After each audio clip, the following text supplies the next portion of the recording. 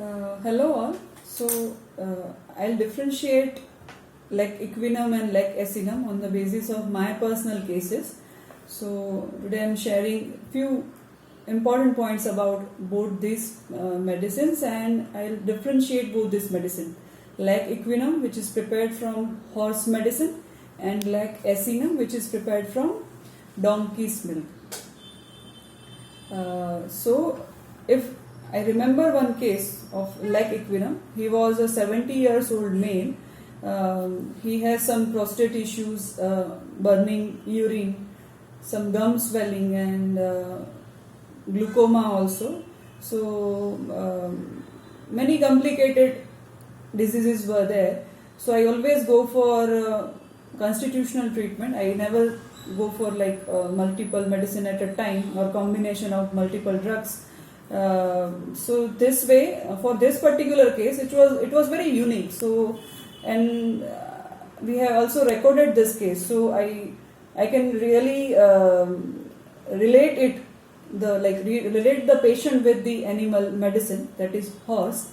So first thing which I observed about this case was he was always pleasing कि हाँ ma'am आप जो बताओगे वैसे ही करेंगे, हाँ थैंक यू, ऐसे करके वो जो दिल्ली के वो खुराना और खन्ना अंकल टाइप के जो होते हैं उस तरह का वो एक प्लीजिंग एटीट्यूड, और हमेशा इस तरह का फोल्डिंग हैंड्स, ओके आप बताओ, जो आप बताओगे वो करेंगे, मतलब you are my master and I will obey you.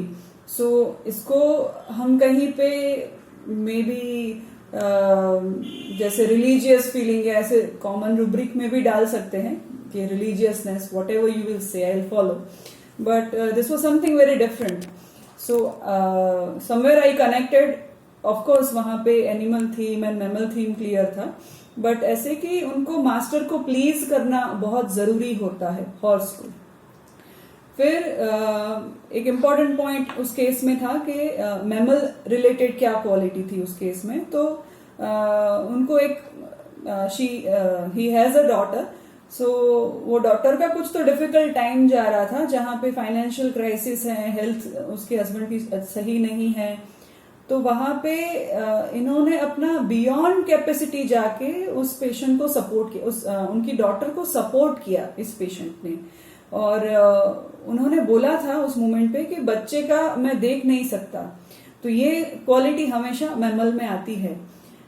फिर एक और पॉइंट था उस केस में कि मुझे हाइट का फियर है. इवन इफ जो रेलिंग होती है वो मेरे इतने लेवल तक भी है, पता है कि मैं नहीं गिरने वाला हूं, फिर भी मैं वहां नीचे झुक के या झांक के नहीं देखता हूं. इवन इफ कि मेरा अगर नाती भी ऐसी कोई सिचुएशन में वो देख रहा है नीचे, तो मैं उसका पैर पकड़ लेता हूं. तो इस तरह के जेस्चर थे कि मैं उसका पैर पकड़ लेता हूं. जब मैंने पूछा कि पैर क्यों पकड़ते हो, तो उनके पीछे उनका ऐसे फिलॉसफी था कि अगर हमको कंट्रोल करना है तो हमको लेग पे कंट्रोल करना चाहिए. अगर हमने लेग को अपने कंट्रोल में रखा है तो वो नहीं गिर सकते. तो यहाँ पे भी हॉर्स का क्वालिटी कहीं हम लिंक कर पाते कि अगर हॉर्स को कंट्रोल करना है तो उसके पैरों को कंट्रोल करना जरूरी है, पैरों को बांध के रखते हैं. फिर पूरी लाइफ स्टोरी उनके हिसाब से वो स्ट्रगलफुल लाइफ थी. तो लाइक इक्विनम में ये शेड भी हमेशा ही दिखेगा कि एज इफ अभी एक हर्डल है और जैसे रेस में हूं और अभी मुझे पता है कि अभी 10 फीट का हर्डल है, इसको मैं कैसे भी करके क्रॉस करूंगा, आगे जाके 15 फीट का ही हर्डल होने वाला है. So always my life is struggleful. तो यहाँ पे भी मुझे वो शेड दिख रहा है कि हॉर्स का यूज ज्यादातर इसी तरह रेस में किया जाता है. और जब तक वो परफॉर्म कर रहे हैं उनको उनका सर्वाइवल पॉसिबल है. जब उनका परफॉर्मेंस वीक हो रहा है, डेफिनेटली उनको फिर मतलब सर्वाइवल डिफिकल्ट हो जाएगा, उनको मार दिया जाता है. बियॉन्ड कैपेसिटी, ये वर्ड भी हमेशा आता है. फिर है फियर ऑफ डाउनस्टेयर्स, मतलब सीढ़ियां उतरते टाइम पे मुझे गिरने का बहुत डर लगता है. ये भी एक मैमल क्वालिटी है. काफी सारे मैमल केसेस में ये देखने को मिलता है. इस पर्टिकुलर लेग इक्विनम केस में उन्होंने, उनकी मदर सडनली कुछ गुम हो गए थे, गायब हो गए थे. तो वो इंसिडेंट बताते बताते वो पूरे 3 आवर्स का केस जब हमने डिटेल में लिया, पर जब ये मोमेंट आया तब वो रोए कि अभी तक आज तक मैं उनको ढूंढ रहा हूं कि वो कहाँ पे है, और मैंने फुल कोशिश किया उनको ढूंढने के लिए। तो ये जो मदर के साथ का जो बॉन्डिंग है वो भी एक मैमल क्वालिटीज केस में दिखा।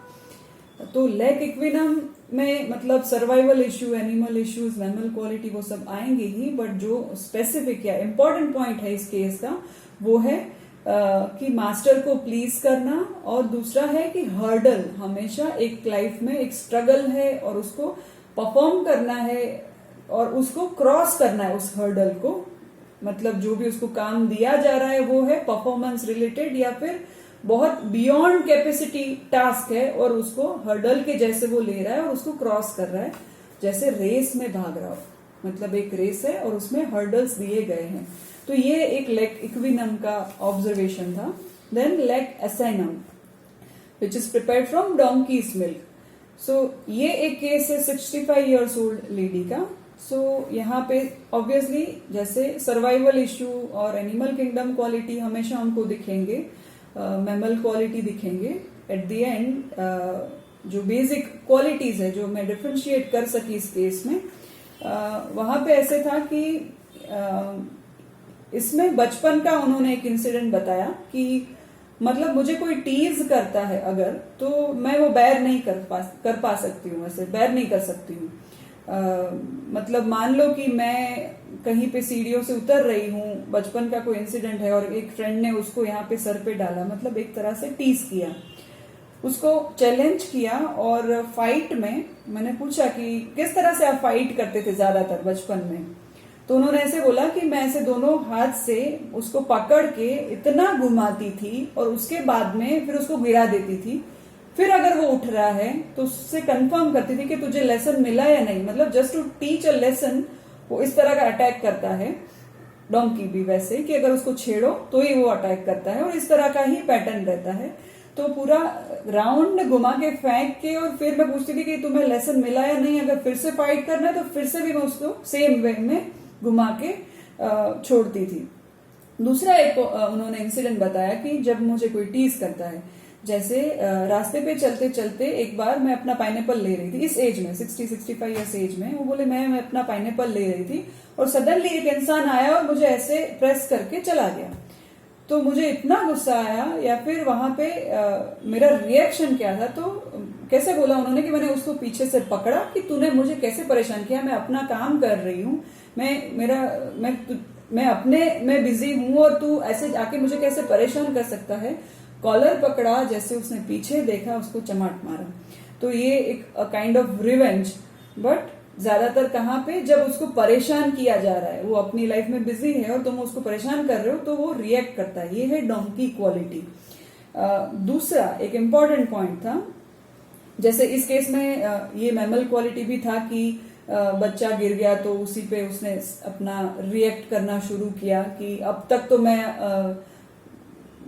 कितना भी काम करती थी घर में, मैं जो भी है ओवरलोडेड थी या वर्क मेरे पे ज्यादा था और मैं करती थी, बट ऐसे टाइम पे मेरा बच्चा गिर गया 2 साल का तो बेड पर से, तब मुझे रियलाइज हुआ कि अभी नहीं, अब तुम उसको संभालने के लिए कोई रखोगे फिर ही मैं काम करूंगी।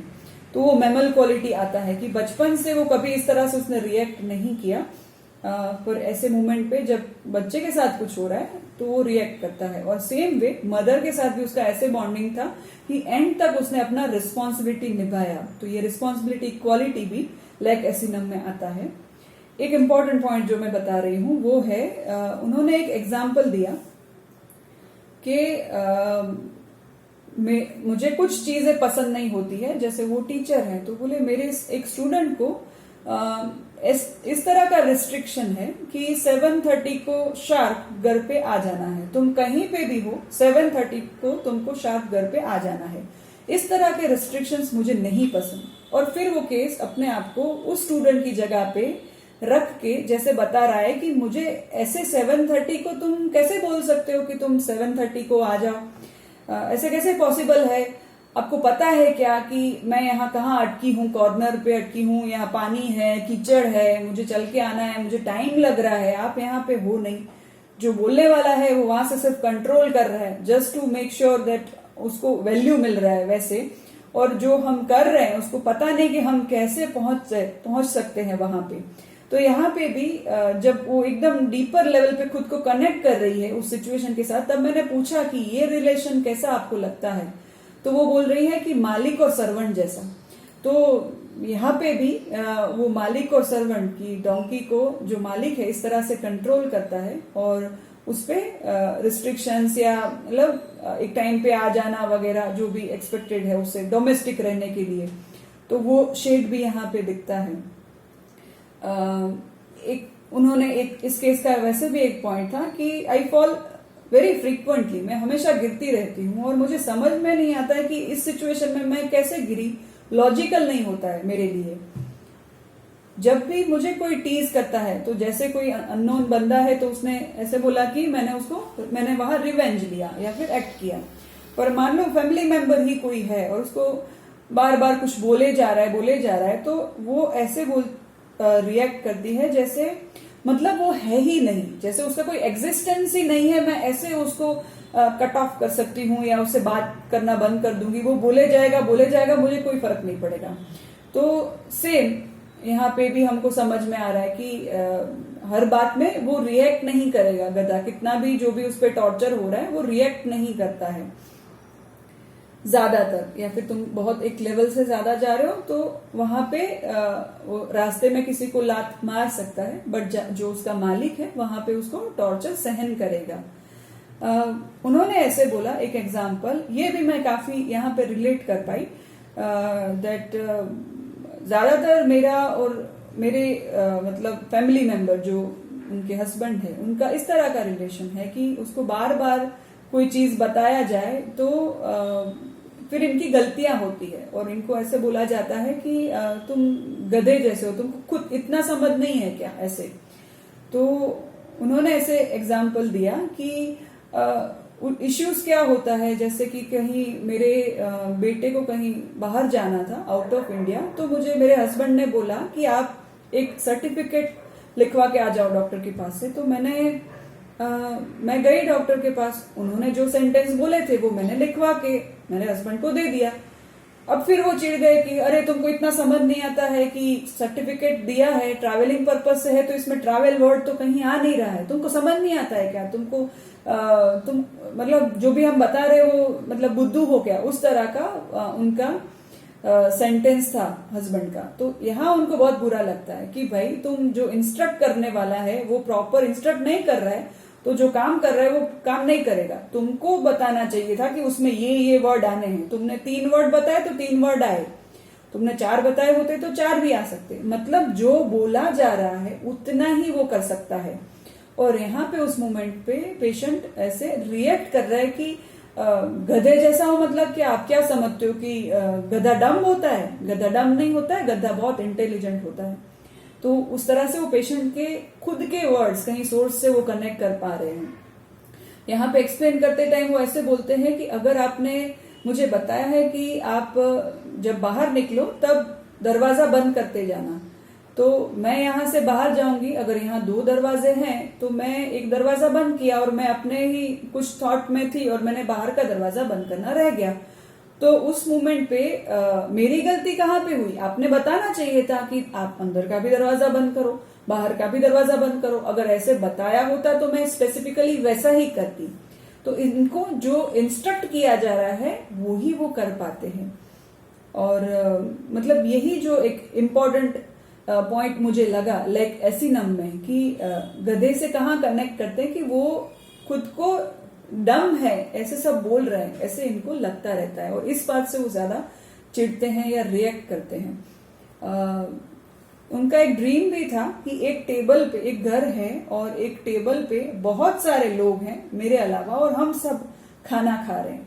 मैं कहीं पे रिलेट नहीं कर पा रही हूँ कि वो कौन है, मतलब पर एक साथ में एक घर में वही लोग खाना खाते रहते हैं मेरे साथ में, वही ड्रीम रिपीट होता है, तो मतलब मेरे से कुछ लिंक तो होगा उनका। इस तरह का उनका एक रिपीटेटिव ड्रीम था। तो यहाँ पे वो हर्ड फीलिंग दिखता है इस ड्रीम में। तो इस तरह से अगर हम डिफरेंशिएट करें लाइक इक्विनम एंड लाइक एसिनम, तो लेग इक्विनम मतलब हॉर्स में चैलेंज, हर्डल, रेस में परफॉर्म करना है और बियॉन्ड कैपेसिटी आप टास्क ले रहे हो और उसको कर रहे हो, तो वो शेड ज्यादा दिखता है। और लेग एसिनम में मेमल क्वालिटी के साथ में आपको ये दिखेगा कि वो डमनेस पे रिएक्ट करते हैं और कोई उसको मालिक कंट्रोल कर रहा है और उसको ना सुनी करके वो अपना आगे लाइफ लेके जा रहा है। तो ये लेग एसिनम और लेग इक्विनम का मेरा ऑब्जर्वेशन है।